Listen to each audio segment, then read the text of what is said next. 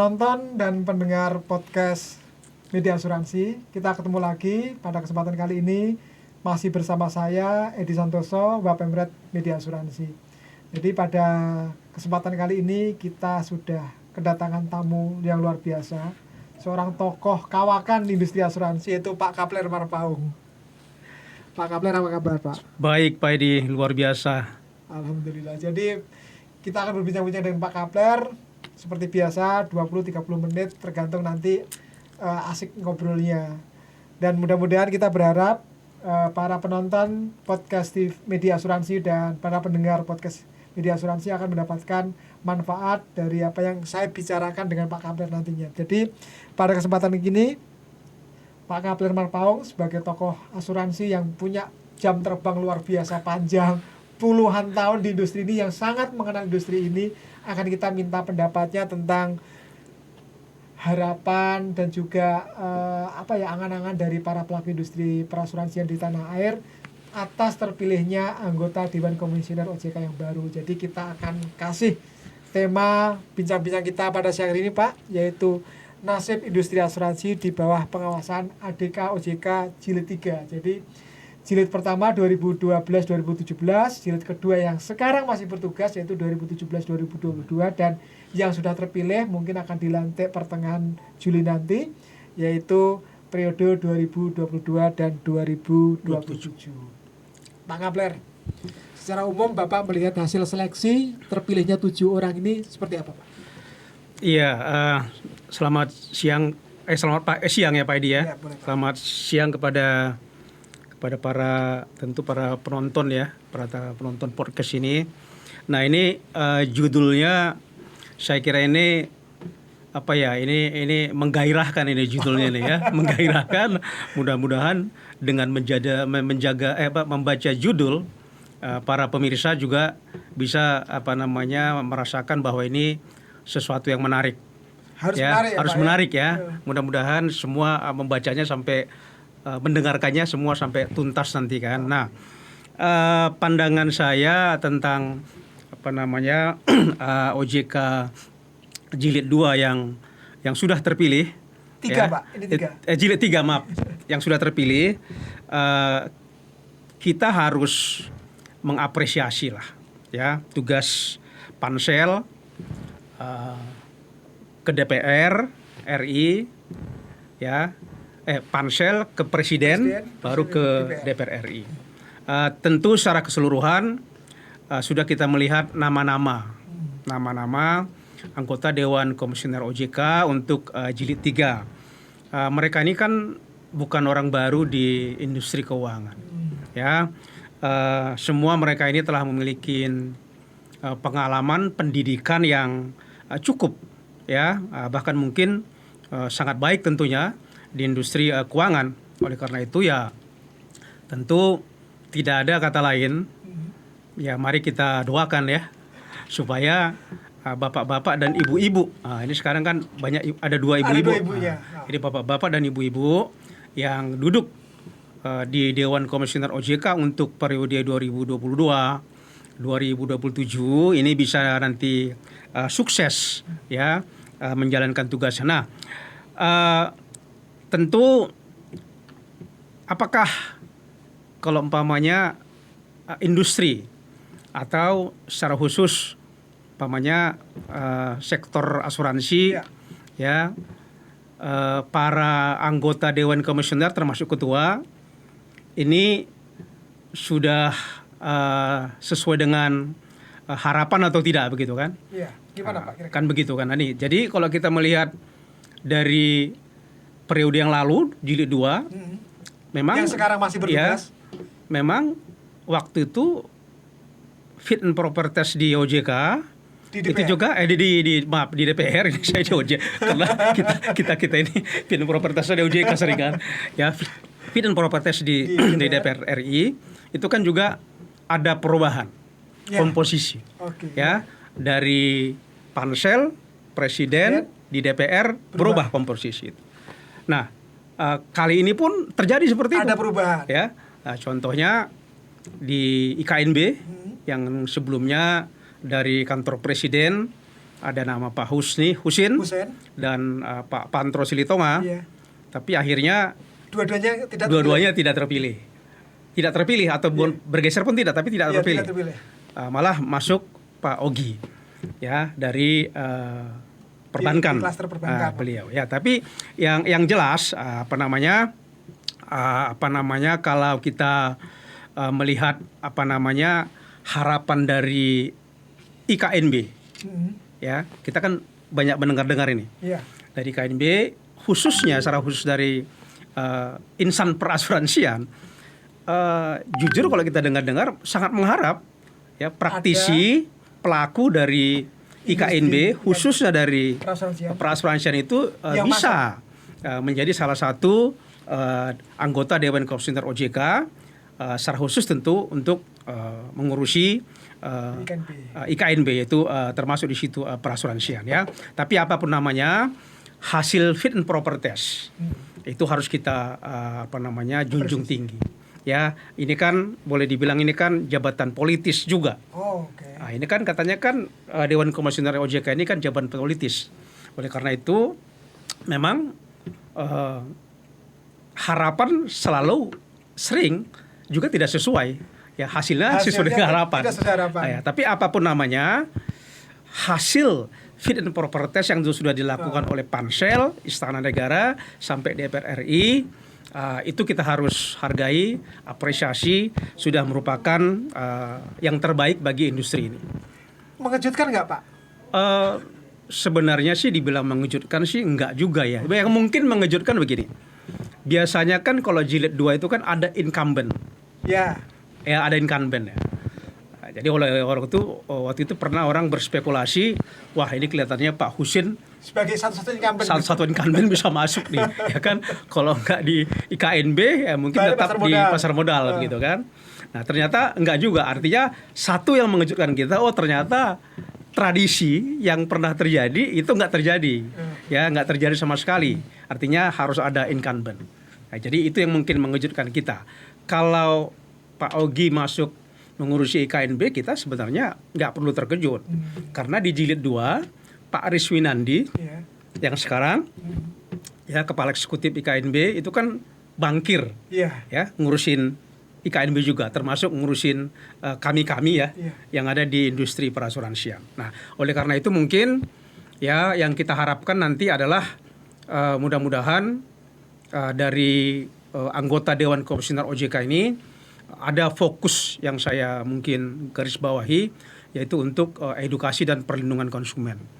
Ya, karena memang masalah salah satu adalah yang menguak di industri, di masyarakat ini adalah adanya kita dengar harapan-harapan masyarakat tertanggung itu yang belum bisa mereka peroleh sebagaimana mestinya.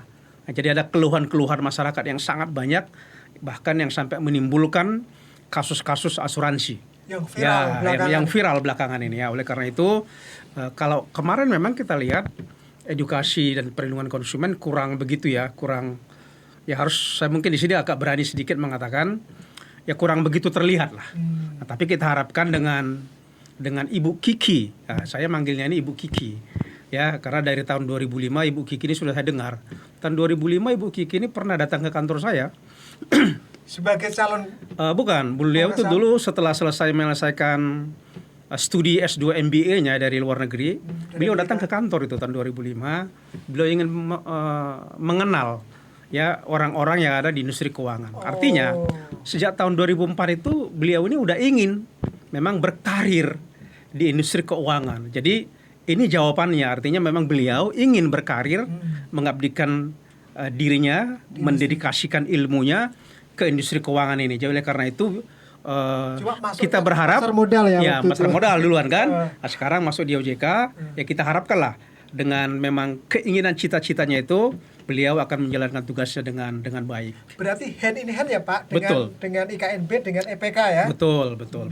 Karena edukasi ini nggak bisa satu-satu ya. Benar. Jadi semua harus semua kan. Itu kan harus semua. Nah, baru ada tradisi juga yang selama ini sudah berjalan dengan baik menurut saya.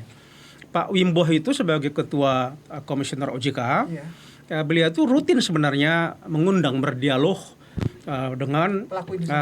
bukan pelaku, dengan pelaku tentu, tapi dengan pengamat ekonomi, sektor jasa keuangan. Jadi di OJK itu ada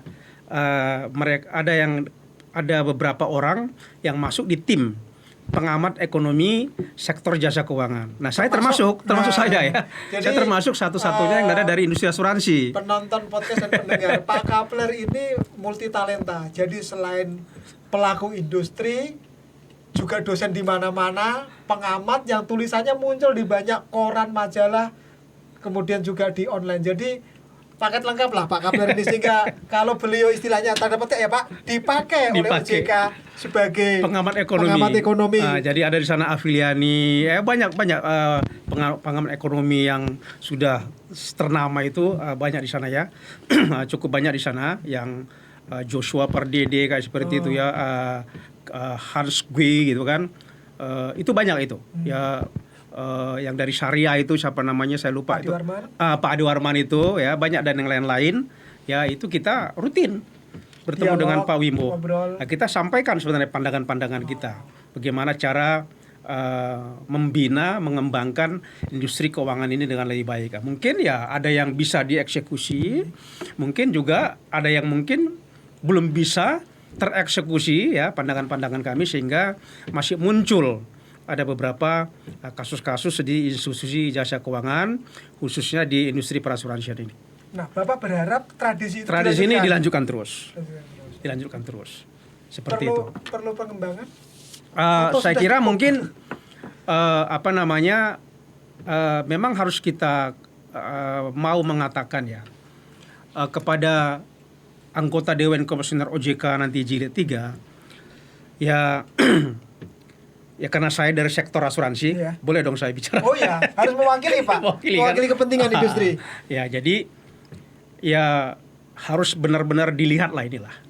Ya, artinya semua subsektor yang ada di industri keuangan ini, termasuk asuransi itu penting.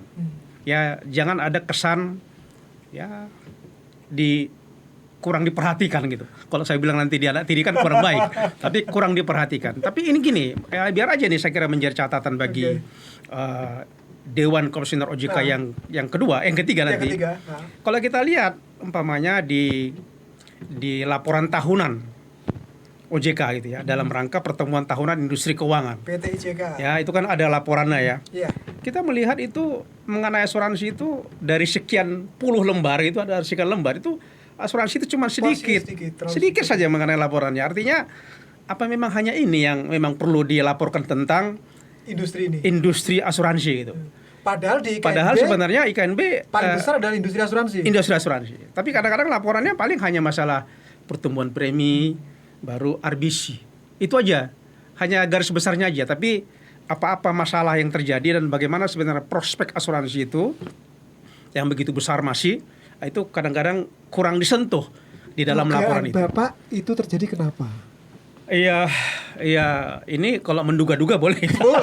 Namanya menduga-duga ya. Kalau menduga-duga kan nggak ada risikonya gitu ya. Nggak perlu khawatir gitu kan. Betul. Dugaannya mungkin ya ini tandanya, ini jawaban dari bahwa memang ya anggota Dewan Komisioner OJK masih mungkin belum melihat nih industri keuangan ini sebagai bagian penting dari institusi jasa keuangan yang harus juga diberikan perhatian, dikelola. Porsi yang lebih besar. Ya, perhatiannya lah seperti itu ya. Nah, seperti itu. Jadi itu mungkin ya. Kalau saya katakan nanti kepala eksekutif EKNB kurang bersuara, salah saya gitu kan. Ya, tapi nanti mungkin ini pesan kepada Pak Ogi. Saya kira Pak Aris Yunandi juga kita lihat beliau punya style begitu mungkin.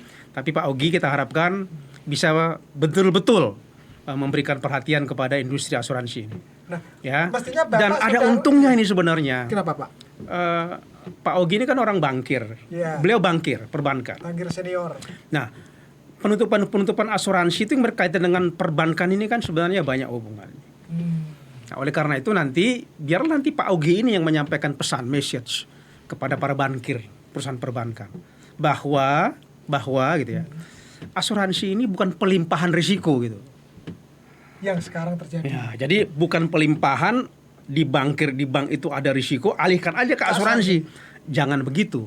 Nanti ini tugasnya Pak Augie. Mari kita minta Pak Augie, Bapak kan orang bank, tolong sampaikan kepada teman-teman Bapak itu bankir, jangan dijadikan industri keuangan ini sebagai pelimpahan risiko.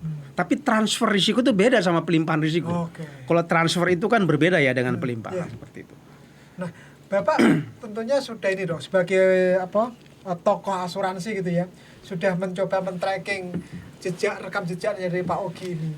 Apa yang Bapak bisa harapkan selain yang secara pribadi saya kurang begitu mengenal sosok pribadi dari Pak Augie, tapi saya mengenal beliau sebagai bankir selama ini. Nah, satu lagi Pak Edi, saya itu sebenarnya banyak berinteraksi dengan komunitas bankir selama ini ya. Karena saya anggota Ikatan Bankir Indonesia juga. Oh, anggota IBI. Anggota IBI saya. Walaupun saya orang asuransi, saya adalah anggota IBI. Cuman bidangnya adalah bankir spesialis. Ada namanya bankir spesialis. Mengapa itu? Salah satu bankir spesialis itu adalah wealth manager. Nah, saya ini kan wealth manager. Di samping saya bekerja di bidang perasuransian, profesi saya juga, keahlian saya juga di bidang wealth management. Jadi saya sebagai wealth manager ya. Oleh karena itu saya mengenal beliau, tapi Pak Augie mungkin belum tentu mengenal saya. Mudah-mudahan nanti beliau mendengarkan ini sehingga nanti beliau ngundang saya gitu. Iya. Minimal yang tadi pesannya tadi bahwa para tokoh ekonom tadi. Ya betul, itu dilanjutkan ya. Jadi tapi apapun namanya ya, walaupun Pak Augie sebagai seorang bankir yang akhirnya mengurusin IKNB, ya pesannya adalah ya Pak Augie harus banyak belajar. Karena IKNB bukan dunia yang digelutin beliau selama ini.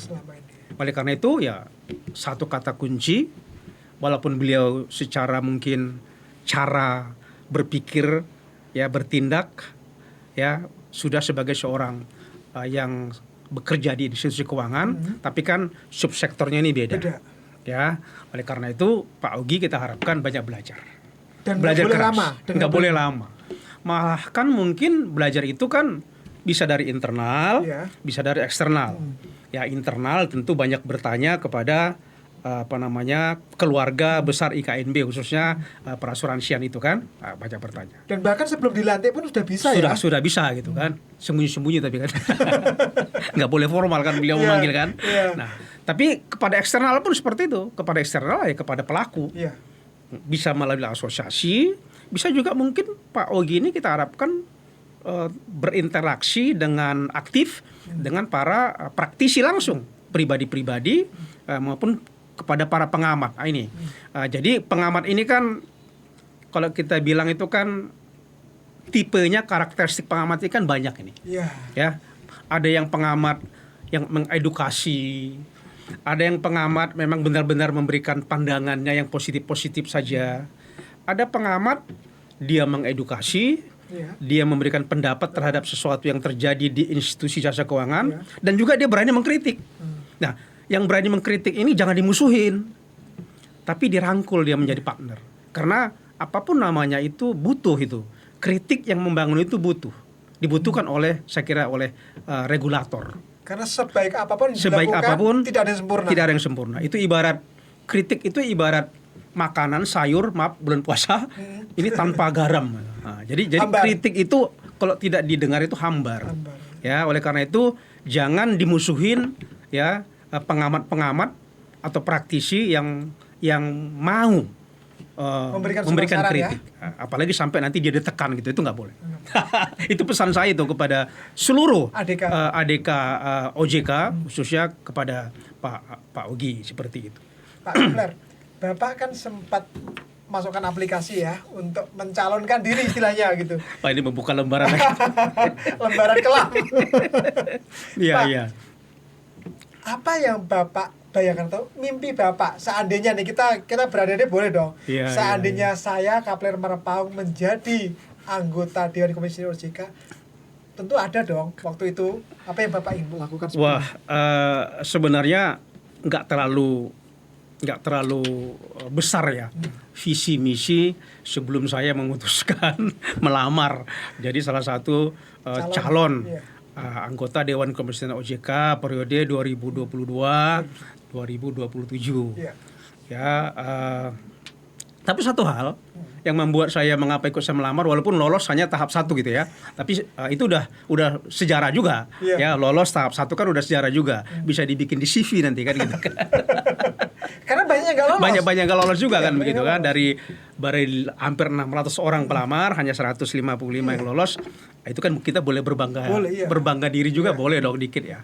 Nah, saya memutuskan waktu itu ikut melamar itu karena nanti saya tahun 2027 usia saya udah nggak mungkin ngelamar lagi. Oh, Saya udah lewat 65 kesempatan tahun. terakhir. Nah, jadi kesempatan terakhir. Ya. Iya. Periode kedua pun sebenarnya saya itu pernah mau masukkan juga, tapi nggak jadi. Oh. Nggak jadi, akhirnya nggak jadilah. Hanya kalau sekitar hanya ramekan aja buat apa sih gitu Iya, kan. iya. Saya juga mendengar dari teman, udahlah Cap, berat itu kalian dari praktisi. Tapi kalau ia mau coba-coba merame-ramekan aja, boleh-boleh aja katanya. Tapi akhirnya waktu itu tahun Nggak 2000 jadi. tahun 2000 berapa? 19 ya? 17 ya. 17. Saya nggak jadi ikut. Nah, ini karena nggak mungkin tahun 2027 ikut, udahlah ikut aja lah, nothing tulus aja. Kena kiai. Jadi kalau dibilang apa misi visinya ya, saya kira hampir sama lah semua ya. Klisenya kan ingin mengabdi, kan begitu kan, mendedikasikan ilmu pengetahuan untuk membangun industri keuangan. Paling itu aja saya kira semua itu kan seperti itu. Seperti itu. Ya supaya juga dengan demikian kita ikut membangun perekonomian nasional lah. Idealnya kan begitu. Iya, ini kan masih di awang-awang. Masih di awang-awang. Tapi seandainya nih kan boleh berada-ada lagi kan. Seandainya lolos tahap-tahap berikutnya kan sudah kepikiran lah. Iya, Kalau saya iya, jadi ini yang mau saya lakukan. 1, 2, 3. Iya. Ya Apa yang tuh? yang mau dilakukan paling tidak saya kalau waktu itu kan ada pilihan ini. Oke. Pilihan pertama, kedua gitu ya. Iya. IKNB Permasalahan- 1. Hah? IKNB pilihan 1. Justru saya bukan IKNB pilihan pertama saya. Ketua. Bukan. Kepala itu edukasi dan perlindungan Oh, di konsumen. EPK malah. Iya. Yang kedua baru IKNB. Oh. Lucu ya. Nah, karena apa? Karena mungkin ya saya melihat banyaknya masalah-masalah yang ada di industri keuangan khususnya di asuransi ini. Saya mungkin ingin gitu. Ingin mengambil bagian lah itu ya. Mengambil bagian tentu bersama-sama dengan insan OJK yang lainnya gitu kan untuk membuat yang lebih baik. Jadi- agar pelayanan daripada institusi jasa keuangan, sektor jasa keuangan ini bisa lebih baik lagi, kepercayaan masyarakat itu bisa lebih baik dan semakin pulih terhadap sektor jasa keuangan seperti itu. Udah ini ya, siapin ya. Ya, Apa yang mau dilakukan. betul, Makanya tadi betul. pantesan dari awal Bapak mention ke Bu Kiki untuk ini edukasi asuransinya harus dikuatin karena sebenarnya passionnya mau ke situ. Passionnya mau ke situ Passion saya, mau ke situ. bukan mau IKNB gitu. Bukan Jadi nggak bersaing, harusnya nggak bersaing dengan Enggak. Pak Husen sama Pak Pantro, Pak enggak. tapi bersaingnya dengan Bu Kiki. Tidak bersaing dengan yang semuanya juga teman-teman dari asuransi gitu kan. Bersaingnya dengan Bu Kiki. Bu Kiki harusnya gitu saya. Begitu. Nah. Oke, Pak. Kita kembali ke yang OJK yang sekarang akan Iya. dilantik mungkin pertengahan Juli yang akan datang. Nah, kalau kita bicara industri perasuransian, tadi Bapak sudah menyampaikan bahwa ada PR edukasi yang nanti harus Iya. dilakukan bersama-sama dengan ADK dari EPK. Iya. Apalagi Pak yang Bapak harapkan bisa dilakukan OJK ke depan untuk membuat industri perasuransian di kita lebih baik lagi? Iya, jadi PR dan tantangan sekaligus tentu ini kepada anggota Dewan Komisioner OJK Jilid 3 gitu ya. Ya. Itu tentu banyak ya menurut saya ya. Banyak lah. Namun namun saya yakin ya sekarang mulai dari ketua sampai dengan anggota DKOJK harusnya sudah tahu masalah-masalah apa yang ada di industri keuangan, sektor jasa keuangan, secara khusus kepada sektor perasuransian. Nah, saya sih berharap begini.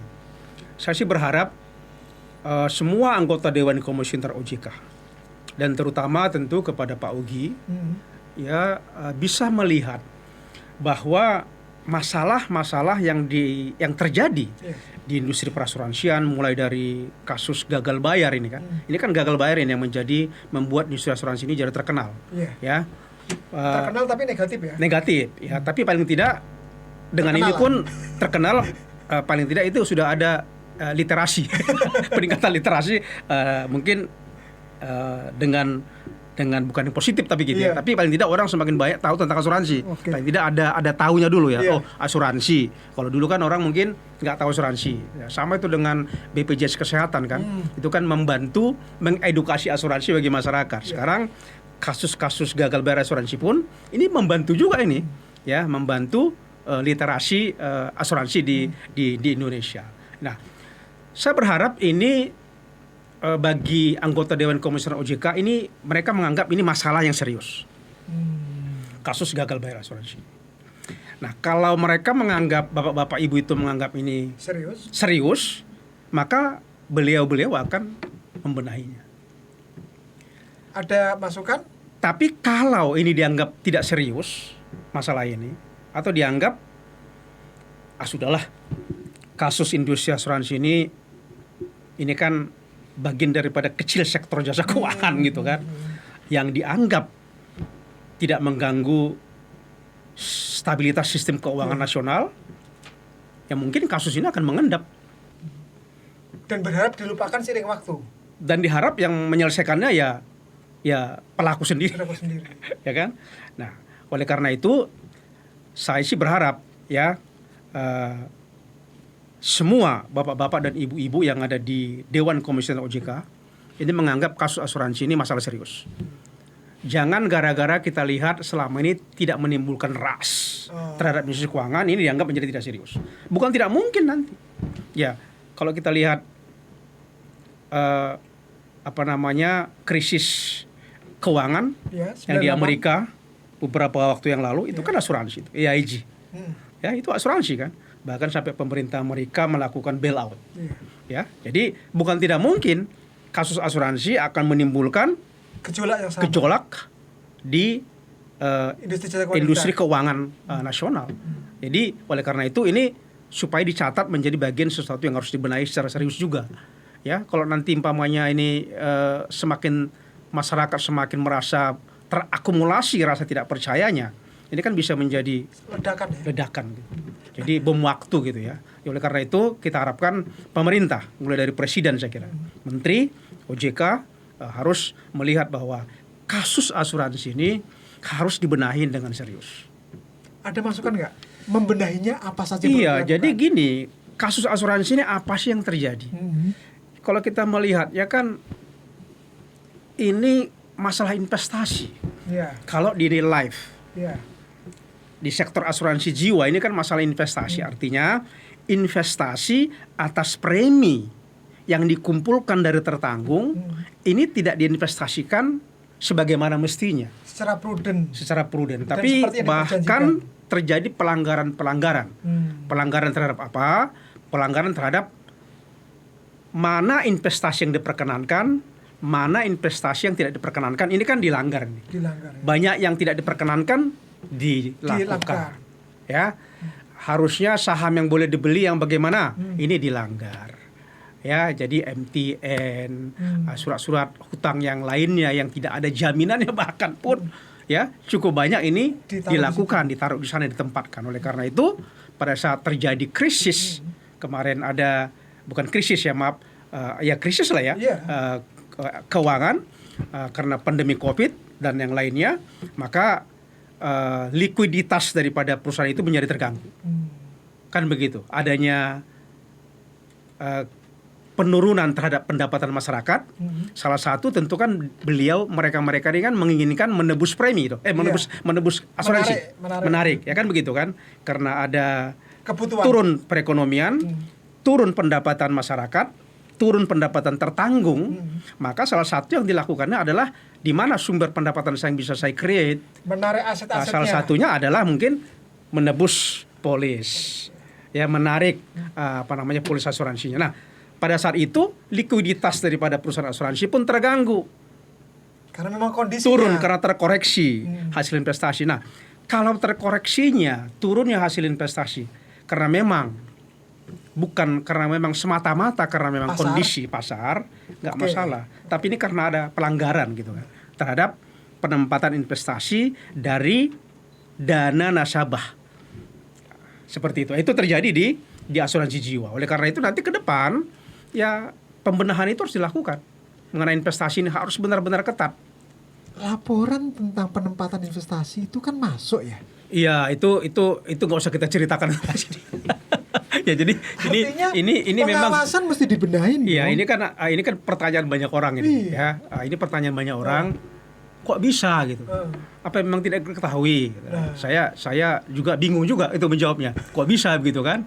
Begitu banyak terjadi pelanggaran-pelanggaran terhadap penempatan dana nasabah untuk instrumen investasi yang sudah diatur sedemikian baik, tapi tetap ada pelanggaran. Berarti di mana letak kesalahan? Ada loophole di sini. Ada loophole. Apa memang kalau saya katakan OJK nggak mengawasin, saya kira mengawasin ya. Salah kita kalau kita katakan tidak mengawasi. Tapi mungkin ada kondisi tertentu yang mungkin tidak mampu OJK melihat terjadi penyimpangan-penyimpangan. Atau OJK terlalu baik hati ya Pak. Jadi kalau misalnya di laporan itu ada sedikit penyimpangan, terus Kita tolong harus dong, kita ya kita udah deh, boleh kita gitu. kita harus percaya sama OJK bahwa OJK selalu Tegas ya? bekerja dengan baik gitu kan. Cuman mungkin ada sesuatu yang dikurang apa namanya di luar kemampuannya ya untuk melihat bahwa terjadi ada penyimpangan tersebut. Nah, itu di asuransi jiwa. Kalau di asuransi kerugian masalahnya apa? Masalah itu adalah masalah mungkin di sini masalah dia masalah cadangan Nah, dan cash management. Ya, jadi cash management itu perlu nanti menjadi perhatian Dewan Komisioner OJK bagi sektor asuransi kerugian non life. Ya, cash managementnya. Ini cash management ini berkaitan juga dengan cadangan. Cadangan itu kan ada dua ya. Yang terutama mungkin cadangan premi dan cadangan klaim. Nah, ini tadi di asuransi jiwa pun sebenarnya kan cadangan itu. cadangan. Nah, cadangan itu memang karena panjang tenor daripada asuransi itu. Ya. Asuransi jiwa itu kan bisa 5 tahun, 10 tahun, bahkan seumur hidup. Maka investasi memang jangka panjang. Itu boleh diperkenankan. Hanya memang itu kan dilihat, itu cadangan. Yang bukan milik perusahaan asuransi kan, nantinya akan dikembalikan. Jadi ini harusnya poinnya. Hati-hati, premi ini, cadangan ini yang merupakan premi ini uang nasabah yang nanti akan dikembalikan setelah polis jatuh tempo atau sudah maturity atau ada klaim.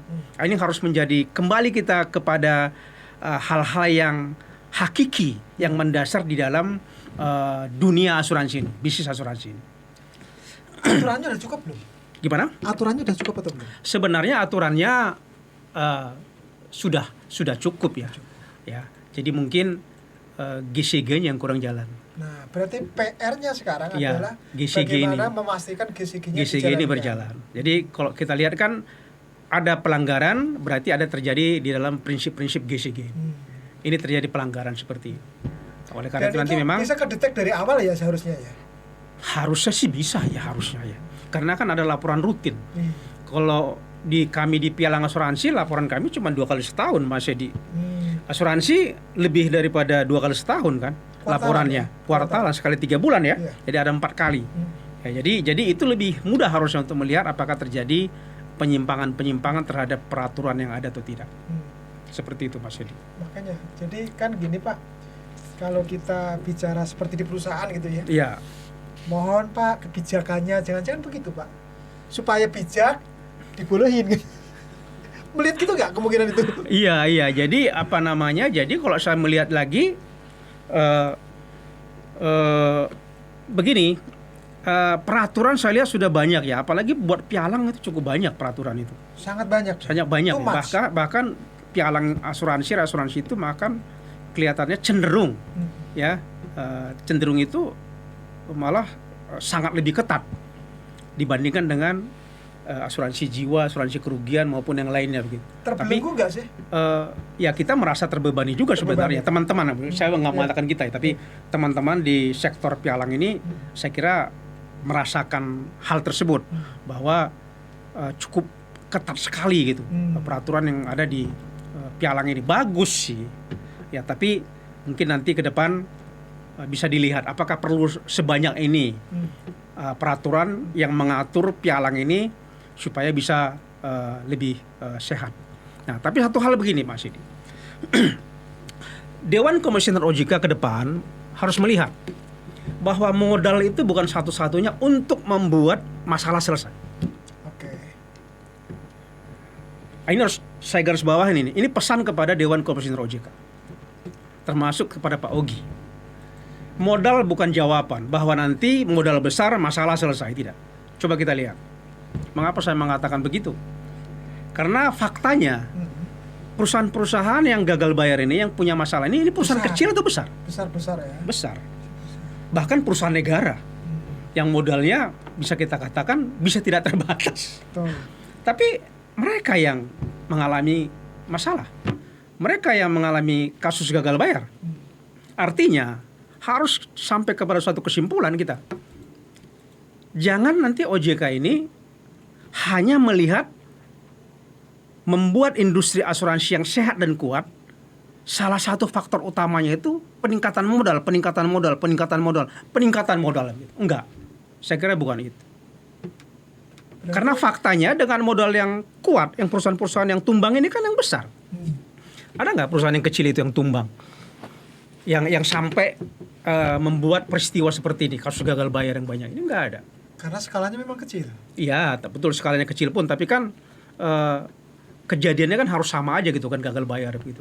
Tapi kita lihat yang viral, yang menjadi masalah nasional bahkan internasional sekarang kan adalah dari perusahaan-perusahaan yang besar. Oleh karena itu kembali lagi ya, jadi bukan modal tapi lebih kepada nanti penataan, pembenahan di bidang mungkin nanti kalau di asuransi kerugian itu mungkin ya ini masalah underwriter yang prudent gitu kan. Dan pengelolaan cash management sama cadangan tersebut. Di asuransi kerugian jiwanya yang life-nya itu masalah investasi. Dan nanti kita akan bicara coba mungkin nanti kalau kita bicara nanti mengenai sektor life sama kerugian seperti itu. Dan dengan keluarnya aturan OJK yang terbaru, SE yang baru terkait dengan PAID, sebagian persoalan itu sudah teratasi dari sisi aturan ya. Iya, kemarin sudah keluar SE nomor 5 ya, tahun 2022 tentang produk asuransi yang dikaitkan dengan investasi ya. Kita harus sebutkan Mas, karena pemirsa kita ini kan bukan orang asuransi. Jadi PAID, produk asuransi yang dikaitkan dengan investasi. Nah, itu saya kira sudah membantu. Walaupun menurut saya ya, setelah saya baca, ya saya harus mengatakan say to sorry gitu ya. Masih setengah. Setengah-setengah aku lihat. Kita berharap sebenarnya dilakukan reformasi total terhadap unit link. Tapi saya baca ini masih akan ada bisa terjadi kejadian-kejadian ini dengan SE yang baru ini. Saya melihatnya kok nggak tuntas gitu, ya nggak tuntas. Saya orang yang memang tidak setuju di stop unit link. Saya tidak pernah setuju unit link itu stop. Karena unit link itu bukan sebagai produk, dia tidak salah. Yang salah itu adalah proses cara penjualannya. Terjadi banyak mis-selling. Ya, termasuk juga kembali lagi kepada edukasi. Tapi ingat ya, bukan edukasinya, bukan literasinya yang salah. Ya, itu bagian daripada salah satu yang memberikan kontribusi aja. Nah, jadi oleh karena itu contohnya ini saya nasabah asuransi jiwa untuk unit link Mas Edi. Oh, punya juga. Punya, ada saya yang sudah 15 tahun, 10 tahun, bahkan sudah lebih 15 tahun. Nggak negatif, plus masih plus dia hasil investasinya. Walaupun sudah dipotong dengan biaya-biaya, dipotong dengan biaya-biaya proteksi, masih positif. Nah, apa yang terjadi? Karena saya benar-benar melakukan portofolio investasinya dengan baik. Ya. Tidak pernah ada polis unit link saya underlying asetnya itu lebih besar di saham, nggak ada. Nah, ini pasti teman-teman dari live ini kan mendengar saya nih, bisa masing-masing nanti ngecek ini kapler di mana polisnya unit link gitu kan. Nah, itu bisa dilihat nanti. Gitu, benar nggak diomongin? Ya, bahkan sebenarnya saya bukan mau membela ya. Polis saya itu diterbitkan salah satunya adalah dari satu di antara asuransi-asuransi besar yang digugat sekarang ini gitu. Jadi sebenarnya unit link masih bagus. Hanya memang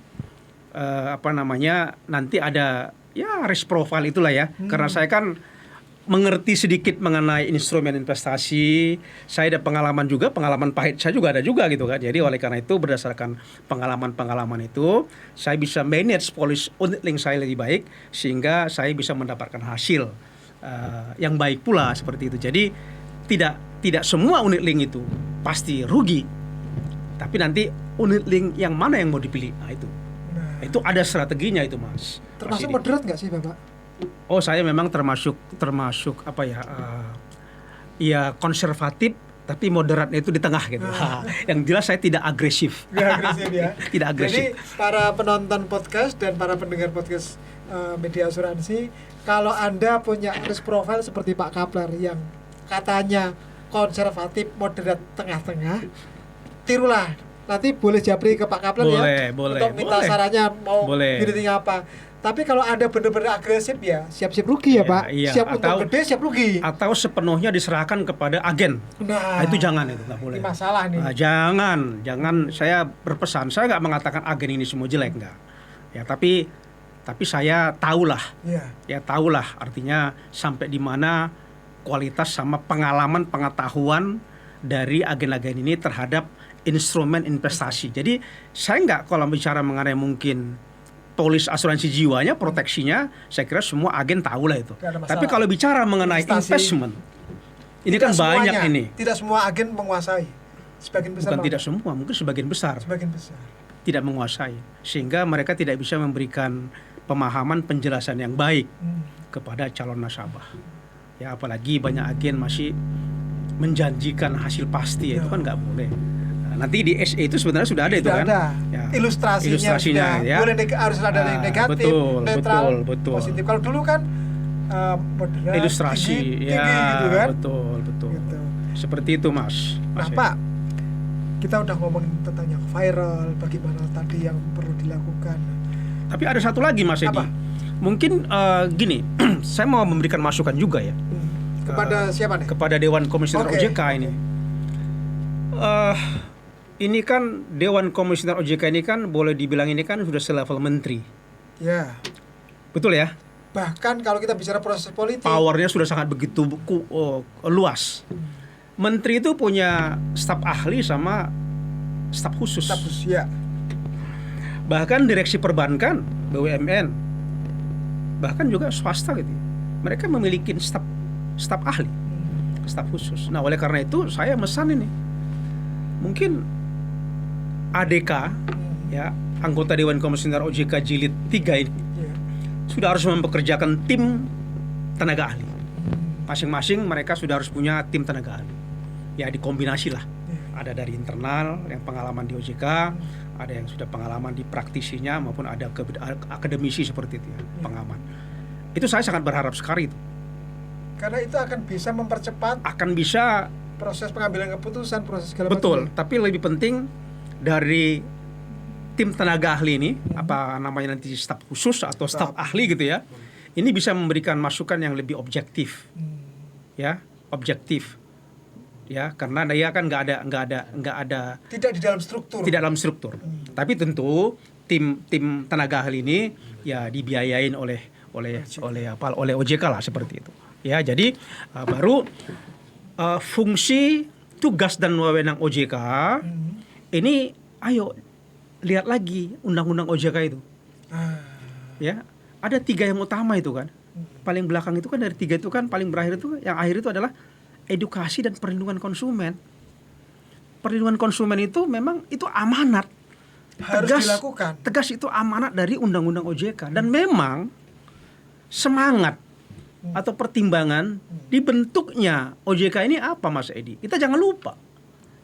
Ya, semangat awalnya terbentuknya OJK ini, kalau kita lihat undang-undang OJK, pertimbangannya itu adalah terjadinya banyak masalah-masalah kekecewaan masyarakat terhadap sektor jasa keuangan.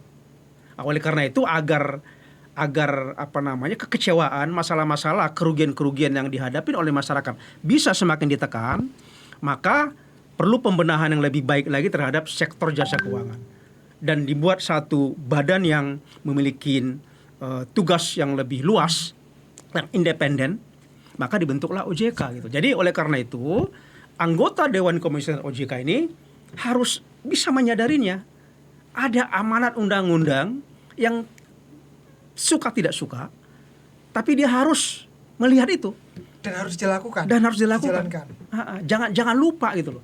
Jadi anggota Dewan Komisioner OJK yang jilid 3 ini harus baca lagi tuh undang-undang OJK. Ya kan? Oke, sepakat. Gitu, Pak. Nah, kembali ke tadi kasus-kasus yang belakangan ini viral. Apa yang harus dan bisa dilakukan OJK khususnya nanti ke depan jilid 3 ini untuk memulihkan kepercayaan masyarakat terhadap industri asuransi? Iya,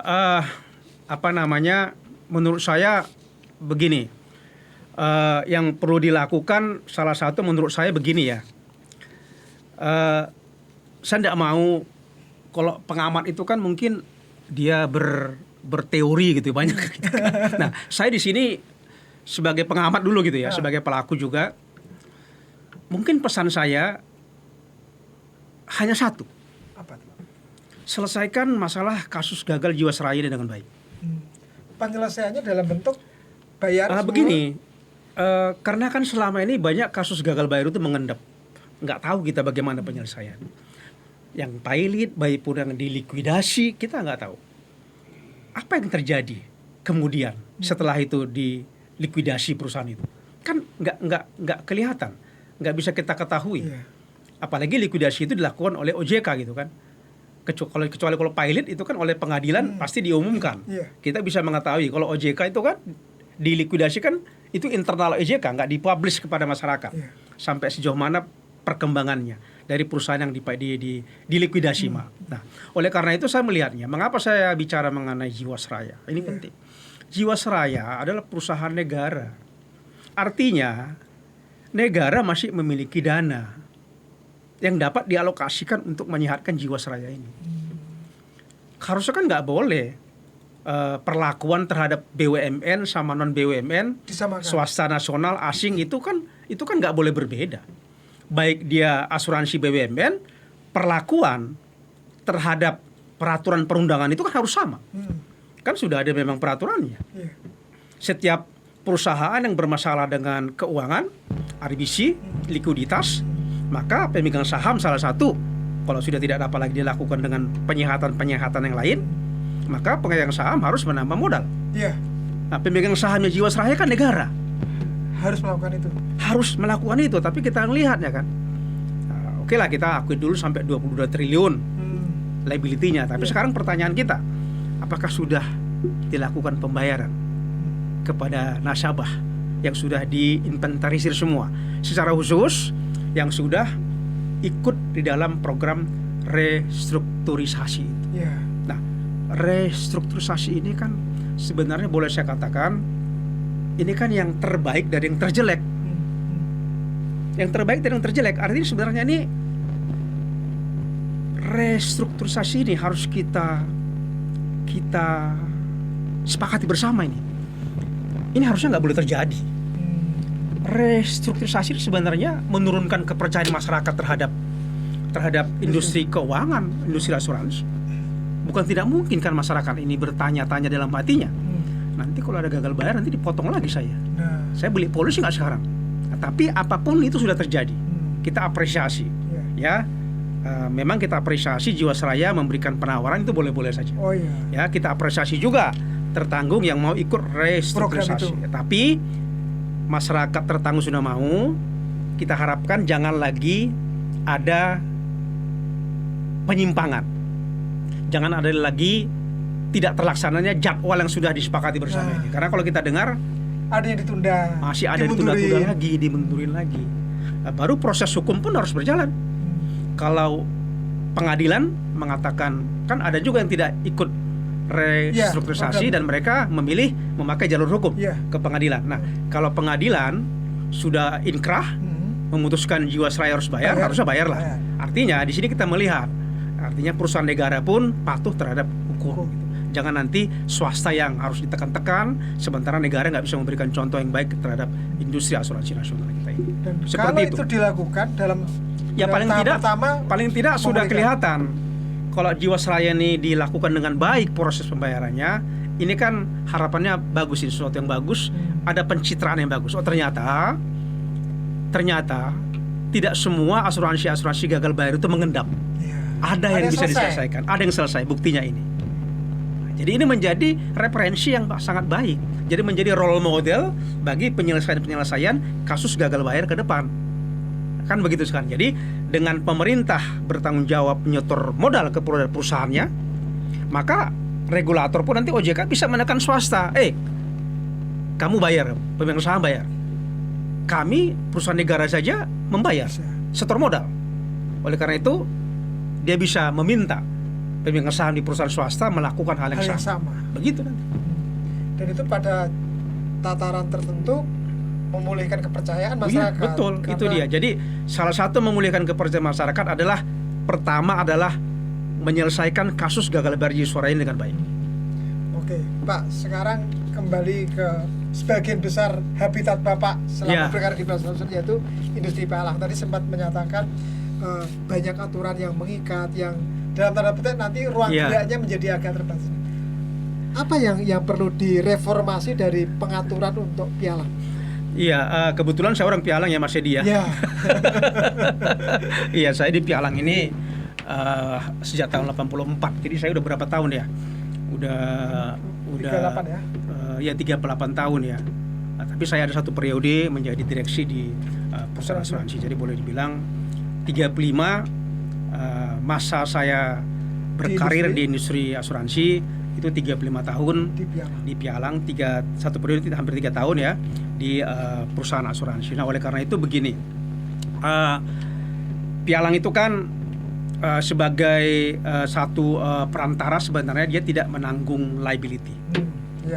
Dia nggak menanggung klaim, walaupun karena kesalahannya bisa saja dia harus bertanggung jawab terhadap klaim yang muncul. Nah, oleh karena itu aspek yang perlu di dalam pialang itu adalah bukan modal, bukan kapital, tapi aspek profesionalismenya. Itu yang paling penting. Makanya kalau di luar negeri itu modal pialang itu ada yang sedikit, ada yang cuma 30.000, 50.000 US dollar aja, Pak.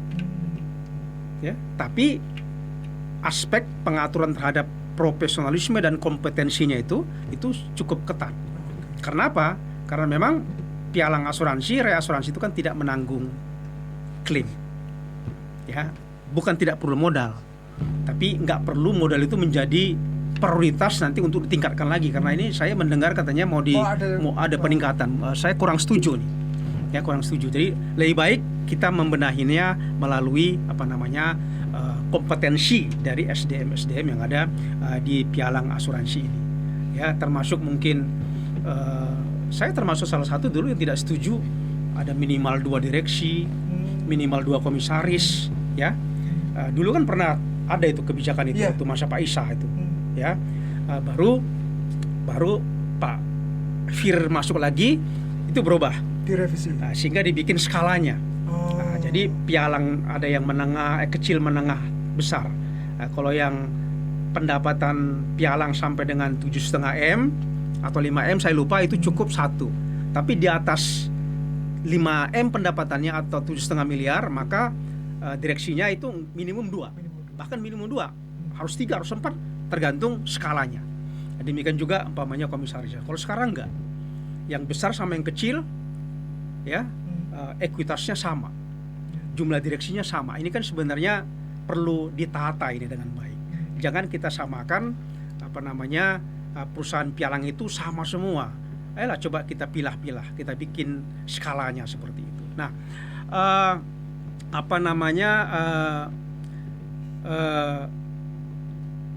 yang mungkin saya perlu sampaikan kepada Dewan Komisioner OJK juga adalah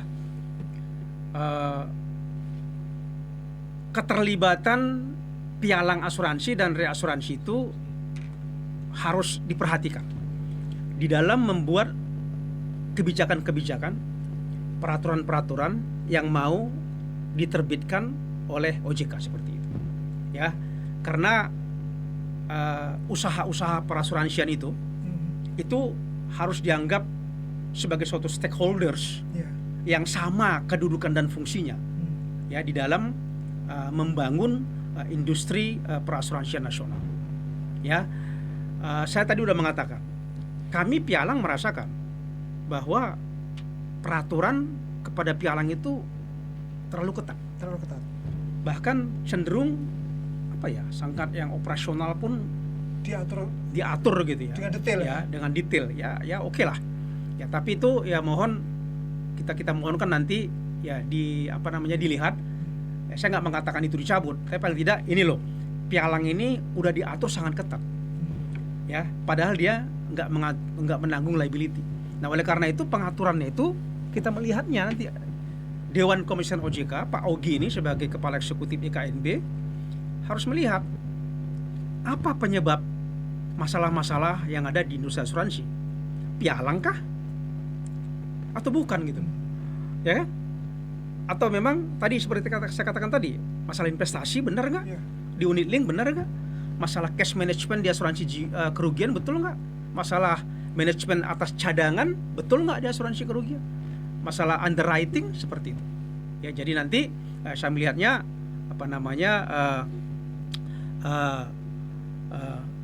pialang asuransi itu kalau sekarang ini kan kita melihatnya gini. Ada kan agen juga. Ya.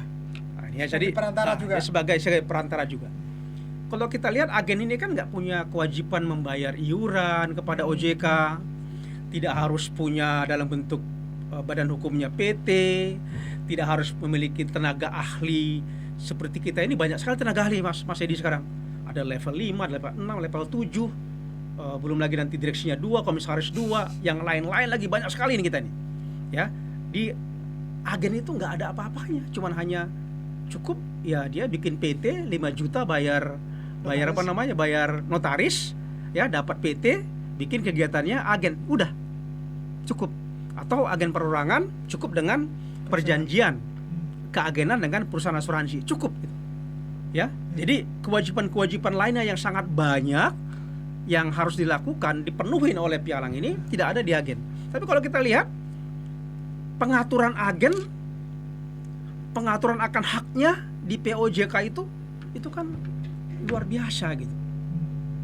Ya kan? Luar biasa kan?